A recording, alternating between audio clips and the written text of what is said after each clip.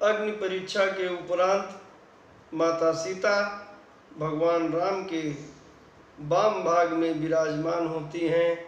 आकाश से पुष्प वर्षा होती है और भगवान का आदेश पाकर के मातली देवताओं के राजा इंद्र के रथ को लेकर चला जाता है और सभी देवतागण अपने राजा समेत यानी इंद्र के साथ वहाँ पर आते हैं। गोस्वामी जी लिख रहे हैं, आए देव सदा स्वार्थी, बचन कहीं जन परमारथी। सदा के स्वार्थी देवता आ गए हैं और ऐसी बातें कह रहे हैं जैसे ये परमार्थी अब हम अगर समाज शास्त्रीय परिप्रेक्ष्य में देखें तो देवतागण कौन हैं, हम दृष्टिपात करें कौन से ऐसे लोग हैं जो हमेशा दूसरों के हित की बात करते हुए दृष्टिगोचर होते हैं, लेकिन अंततः उनकी हर बातों के पीछे उनका अपना हित होता है, उन्हें सत्ता पाने का लोभ रहता है। कैसे किस प्रकार सत्ता हथियाई जाए, हजारों झूठ बोल करके, हजारों झूठे वादे करके दूसरों को गलत साबित करके कौन लोग ऐसा काम करते हैं। ये मैं लोगों पर छोड़ता हूं कि उन लोगों को पहचाने और उनसे सतर्क रहें। प्रभु से कह रहे हैं देवतागण कि हे प्रभु, आपने मत्स्य अवतार, वाराह अवतार, कच्छप अवतार, वामन अवतार, परशुराम अवतार, सभी अवतार गिनाए हैं कि आपने ये अवतार लेकर के हमारे दुखों को दूर किया है। हाथ जोड़ करके प्रभु से प्रार्थना कर रहे हैं और ब्रह्मा जी ने स्तुति की है। जो स्तुति ब्रह्मा जी ने की है, वास्तव में ब्रह्मा जी देवताओं में शामिल मैं नहीं करूंगा ब्रह्मा जी को। ब्रह्मा जी सृष्टि के रचयिता हैं, लेकिन देवताओं के द्वारा किए जाने वाले छद्म, किए जाने वाले कुचक्र से बहुत दूर हैं और बहुत निष्कपट भाव से गा रहे हैं। जय राम सदा सुख धाम हरे, रघुनायक सायक चाप धरे, भव बारन दारन सिंह प्रभो, गुण सागर नागर नाथ विभो, तन न काम अनेक अनूप छवि, गुण गावत सिद्ध मुनीन्द्र कवि। जसु पावन रावण नाग महाखगनाथ, जथा करि कोप गहा, जनरंजन भंजन शोक भयम, गत क्रोध सदा प्रभु बोधमयम, अवतार उदार अपार गुणमयी, भार विभंजन ज्ञान घनम, अज व्यापक मेक मनादि सदा, करुणा कर राम नमामि मुदार, गुवंश विभूषण दूषण आकृत, भूप विभीषण दीन रहा, गुण ज्ञान निधान अमान अजम, नित राम नमामि विभुम बिरजम, भुज दंड प्रचंड प्रताप बलम, खल वृंद निकंद महाकुशलम, बिनु कारण दीन दयाल हितम। हे दीन दयाल, आप बिना कारण ही लोगों का हित करते हैं। बिनु कारण दीन दयाल हितम, छबिना छवि धाम नमामि रमा सहितं भवतारण कारण काज परम मन संभव दारुण दोष हरम सरचाप मनोहर त्रोण धरम जल जारुण लोचन भूप वरम सुख मंदिर सुंदर श्री रमणम मदमार मुदा ममता समनम मन वाद्य अखंड न गोचर गो सब रूप सदा सब होई न गो इति वेद बदंती न दंत कथा। ये वेदों ने गाया है, दंत कथा नहीं है महाराज।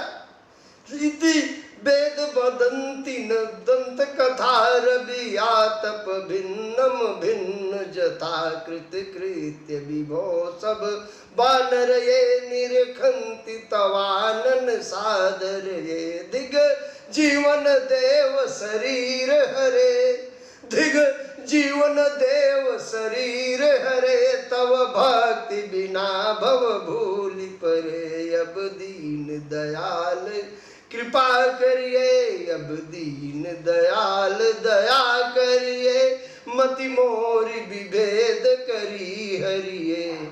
ब्रह्मा जी की स्तुति में मैं अपनी बात रख रहा हूं कि हे प्रभु श्री राम, मेरी जो विभेदकारी बुद्धि है इसका हरण कर लीजिए। जही ते विपरीत क्रिया करिए जही ते विपरीत क्रिया करिए दुख सो सुख मान सुखी चरिए खल मंडन खल खंडन मंडन रम्य क्षमा पद पंकज सेवित शंभु मानपदायक दे वरदान निदम चरणाम्बुज प्रेम सदा शुभदम। ऐसा वरदान दीजिए, ब्रह्मा जी मांग रहे हैं, ऐसा वरदान दीजिए कि आपके चरण कमलों में प्रीति बनी रहे। यही वरदान मैं भी मांग रहा हूँ। ब्रह्मा जी ये वरदान मांग करके चले जाते हैं और उसी समय दशरथ जी महाराज आते हैं। दोनों भाइयों ने पिता की स्तुति की है और पिताजी ने उनको आशीर्वाद दिया है और फिर पिताजी ने उनसे मांगा है कि आप मुझे अपनी भक्ति दीजिए। अपने पिता को भी अपनी भक्ति देते हैं। उसके बाद में सुरपति इंद्र भगवान की स्तुति करते हैं। स्तुति करने के बाद में मांगते हैं भक्ति।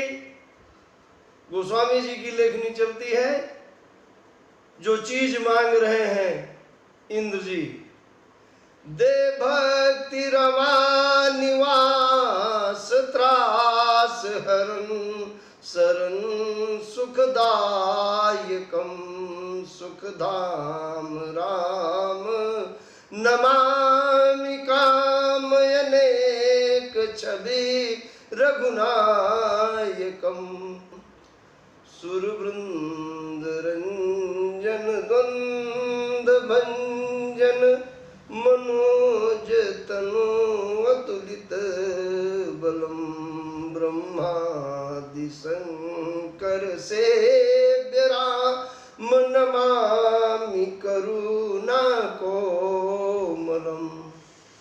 प्रभु से भक्ति मांगते हैं और कहते हैं कि प्रभु आदेश करिए, मैं आपके लिए क्या करूं। प्रभु कहते हैं कि हमारे जितने वानर भालू इस युद्ध में मारे गए हैं उनको जीवित कर दीजिए। उन्होंने अमृत वर्षा की है, जितने भालू बंदर थे वे जिंदा हो गए, लेकिन जितने राक्षस थे वे जिंदा नहीं हुए। क्यों? क्योंकि वे राममय शरीर छोड़ते ही हो गए थे। उनको प्रभु ने उसी समय मुक्ति दे दी थी। और देवतागण अपने अपने विमान पर बैठ करके अपने अपने धाम को चले जाते हैं। भोलेनाथ आते हैं, प्रभु की स्तुति कर रहे हैं। माम भिरक्षय रघुकुल नायक धृत बर चाप रुचिर कर सायक। मोह महा घन पटल प्रभंजन, मोह महाघट प्रटल प्रभंजन, संशय विपिन अनल उर संजन। अगुण सगुण गुण मंदिर सुंदर, भ्रमतम प्रबल प्रताप दिवाकर। काम क्रोध मद गज पंचानन, बसहु निरंतर जन मन कानन। विषय मनोरथ पुंज कंज बन, प्रबल तुषार उदार पार मन। भव बारिधि मंदर परमंदर, बारय तारय संसति दुस्तर।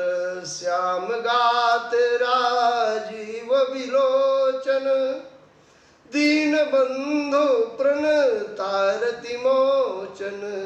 अनुज जानकी सहित निरंतर, अनुज जानकी सहित निरंतर। बसहु राम नृप मम उर अंतर, मुनिरंजन मही मंडल भंजन। तुलसीदास प्रभु त्रास विखंडन, नाथ जबहि कौशलपुरी, होई है तिलक तुम्हार। नाथ जबहि कौशलपुरी, होई है तिलक तुम्हार। कृपा सिंधु में आउब, देखन चरित उदार। भोलेनाथ जी ये वादा करके प्रभु से चले जाते हैं कि जब आपका राज तिलक होगा तब मैं आऊंगा। और भोलेनाथ जी के जाने के बाद भगवान विभीषण को बुलाते हैं, या यूं कहिए कि विभीषण प्रभु के पास आते हैं और प्रभु से कह रहे हैं कि हे प्रभु, देखी कौश मंदिर संपदा। हे प्रभु आप चलिए हमारे घर, हमारा देश देखिए, हमारा खजाना देखिए, हमारी संपत्ति देखिए, और इन बंदरों को जो आपकी इच्छा हो वो आप दीजिए। आप मुझे सब प्रकार से अपना लीजिए और फिर मेरे सहित अयोध्या को जाइए। यहाँ पर विभीषण ने थोड़ा सा श्रेष्ठ आचरण किया है सुग्रीव से। सुग्रीव जब राज पाया है तो प्रभु से एक बार भी नहीं कहा कि प्रभु आप चल करके देख तो लीजिए, लेकिन ये कह रहा है जहां पर जिसने जो कहा है मेरे बाबा ने लिखा है और मैं उसको बताऊंगा। यहां थोड़ा सा श्रेष्ठ आचरण है विभीषण का सुग्रीव की तुलना में। और भगवान कहते हैं कि हे विभीषण, मैं किसी के घर नहीं जा सकता, तुम जाओ कल्प भर राज करो, उसके बाद मेरे धाम को जाओ।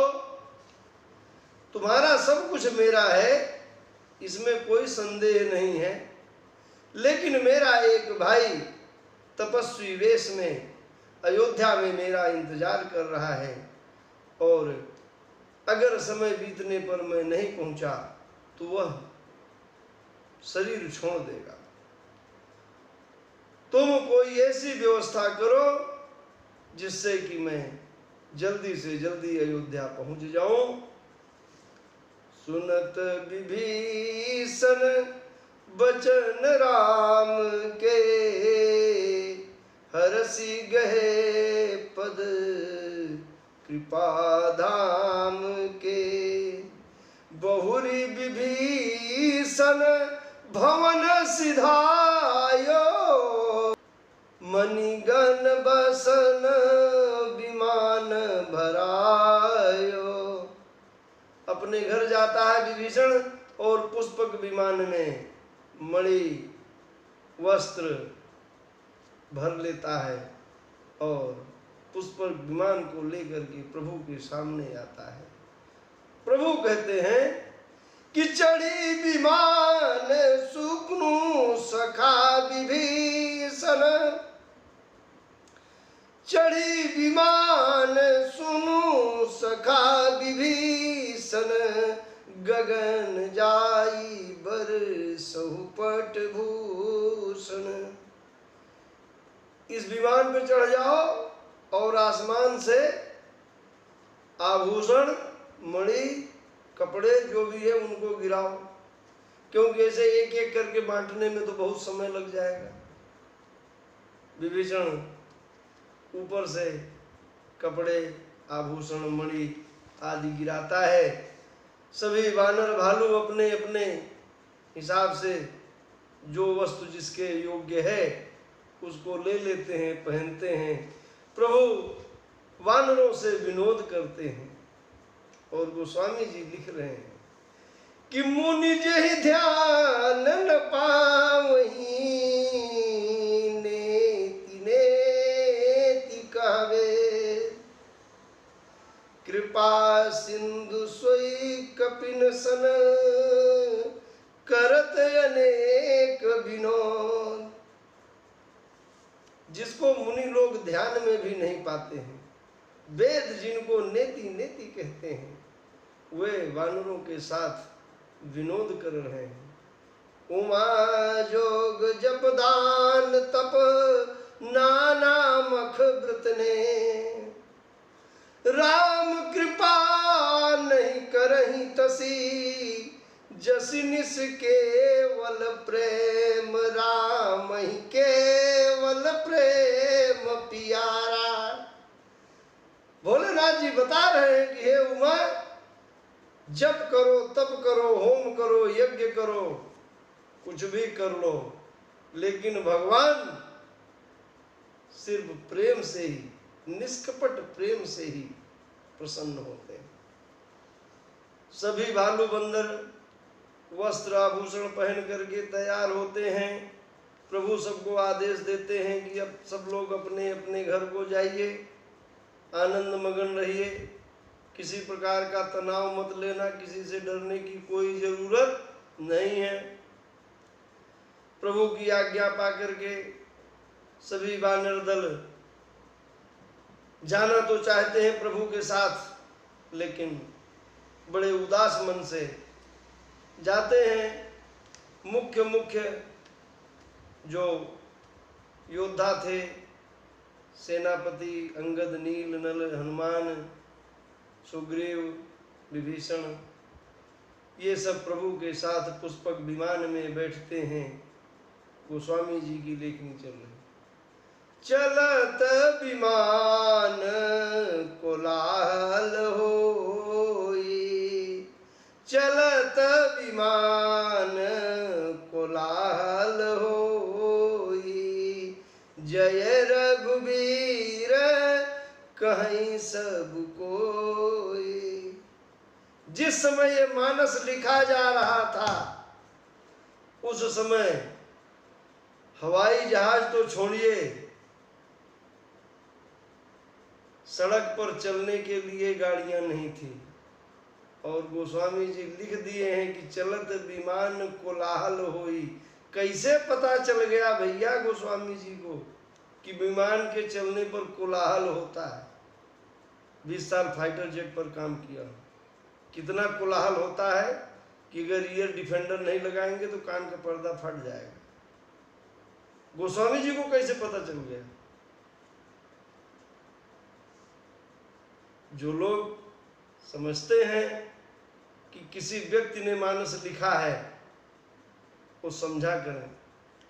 मैं यही समझाने का प्रयास कर रहा हूं कि गोस्वामी जी की लेखनी थी, गोस्वामी जी की स्याही थी, गोस्वामी जी का कागज था, गोस्वामी जी की उंगलियां थी, लेकिन ये किसी और का था। और वो और दो ही हो सकते हैं या दोनों ही हो सकते हैं, ज्ञानी नाम अग्रगण्यम और उमा सुतम शोक विनाश कारकम। गणेश जी और बजरंग बली, यही दो हो सकते हैं। इन्हीं दो में से कोई एक हो सकता है या दोनों मिलकर के हो सकते हैं। जब विमान से चलते हैं, प्रभु सीता जी को युद्ध भूमि दिखाते हैं, कहाँ कैसे क्या क्या हुआ था। वापस आते हुए चित्रकूट जाते हैं, सभी ऋषियों मुनियों के आश्रम में जहाँ पर जाते हुए रुके थे वहाँ पर आते हुए रुकते हैं। प्रयागराज आते हैं, त्रिवेणी मैया में स्नान करते हैं, भारद्वाज ऋषि से मिलते हैं और फिर हनुमान जी को कहते हैं कि हे हनुमान जी, आप जाइए अयोध्या में ब्राह्मण का रूप धारण करके और सारा समाचार बताइए और वहां से समाचार लेकर के आइए। वहां से प्रयागराज से विमान उड़ता है और पहुंचता है श्रृंगवेरपुर। सुरसरी नागी जान तब आयो, उतरे उतट प्रभु आय सुपायो। तब सीता पूजी सुरसरी, तब सीता पूजी सुरसरी। बहु प्रकार पुनि चरण परी। गंगा मैया की बहुत प्रकार से पूजा करती हैं और माता के चरण पड़ती हैं। और गंगा मैया दीनी असीस हरसि मन गंगा, दीनी असीस हरसि मन गंगा। सुंदरी तव यही बात भंगा, सुंदरी तव यही बात भंगा। मैया गंगा मैया सीता को आशीर्वाद देती हैं कि तुम्हारा अहिबात, तुम्हारा सौभाग्य, तुम्हारा सुहाग अभंग, मतलब कभी भंग नहीं होगा, कभी छीन नहीं होगा। माता सीता और प्रभु राम का ये आचरण मुझे समाज शास्त्रीय परिप्रेक्ष्य में बहुत अच्छा लगा है कि जिस रास्ते वो गए थे, जहाँ जहाँ रुके थे, वापस आते हुए उन सभी जगहों पर उन्होंने थोड़ा थोड़ा समय जरूर दिया है। और माता सीता ने अपनी मन्नत के अनुसार जो मन्नत मांगी है वो पूजा की है।